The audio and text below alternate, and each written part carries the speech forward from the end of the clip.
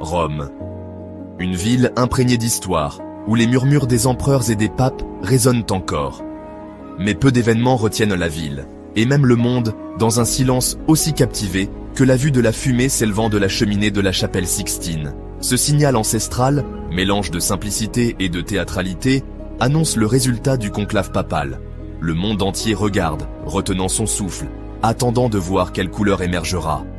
Sera-ce du noir, signifiant un autre jour de prière et de délibération?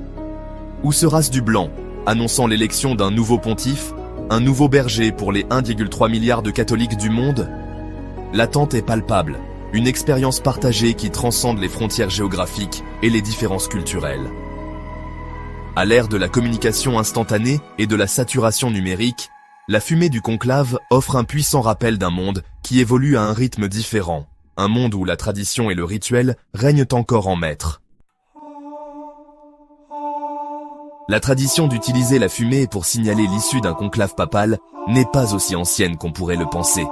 Ce n'est qu'en 1878, avec l'élection du pape Léon XIII, que cette pratique a été officiellement adoptée.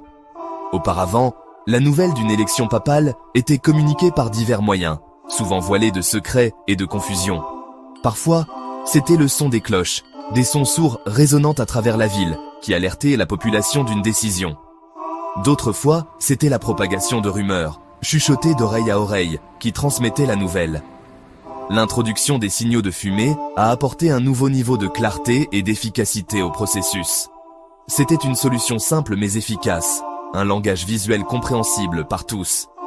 La fumée noire, créée en ajoutant de la paille humide au bulletin de vote brûlant, indiquait qu'aucune décision n'avait été prise. La fumée blanche, produite par la combustion des bulletins seuls, signalait l'élection d'un nouveau pape. L'utilisation de la fumée comme langage symbolique est profondément enracinée dans la tradition religieuse, en particulier dans les pages de la Bible. La fumée sert souvent de représentation visuelle de la présence divine, une manifestation tangible du royaume spirituel. Dans l'Ancien Testament, Dieu apparaît à Moïse sous la forme d'un buisson ardent, consommé par les flammes mais non détruit, une colonne de fumée s'élevant vers le ciel. De même, lorsque Moïse reçoit les 10 commandements sur le mont Sinaï, la montagne est décrite comme étant couverte de fumée, symbole de la puissance et de la gloire de Dieu. Cette imagerie biblique confère à la fumée du conclave une profonde signification spirituelle. La fumée qui s'élève de la cheminée de la chapelle Sixtine devient plus qu'un simple signal. Elle devient une prière visuelle, un lien tangible entre les cardinaux réunis à l'intérieur et la direction divine qu'ils recherchent. Section 4. Fumée noire, une ville qui retient son souffle. Chaque bouffée de fumée noire s'élevant de la cheminée de la chapelle Sixtine est accueillie par un soupir collectif à travers Rome et le monde. C'est un moment d'attente suspendu, un rappel que les délibérations continuent, qu'un consensus n'a pas encore été atteint. Pour les fidèles rassemblés sur la place Saint-Pierre, la vue de la fumée noire peut être un mélange d'émotions. Il y a de la déception, certainement, une soif du réconfort et de la certitude qu'un nouveau pape apporte.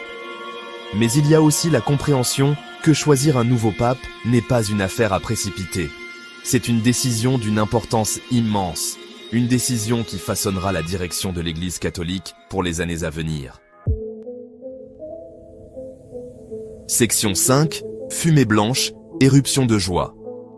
Et puis, après des jours, voire des semaines, de prières et de délibérations, une transformation se produit. La fumée noire, devenue familière, cède soudain la place à un épais panache blanc. La foule place Saint-Pierre éclate en acclamations, le son résonnant sur les pierres anciennes de la basilique. L'attente est enfin terminée. Un nouveau pape a été choisi.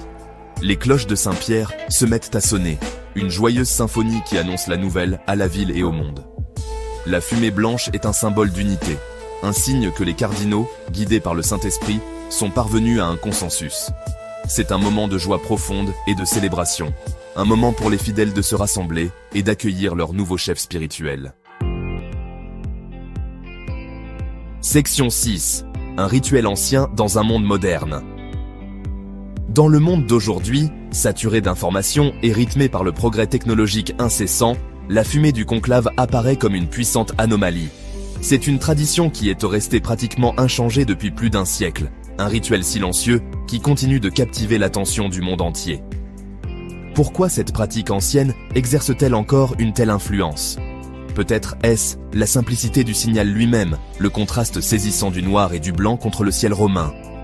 Ou peut-être est-ce le symbolisme plus profond évoqué par la fumée, la représentation visuelle de la prière, de la délibération et finalement de l'inspiration divine.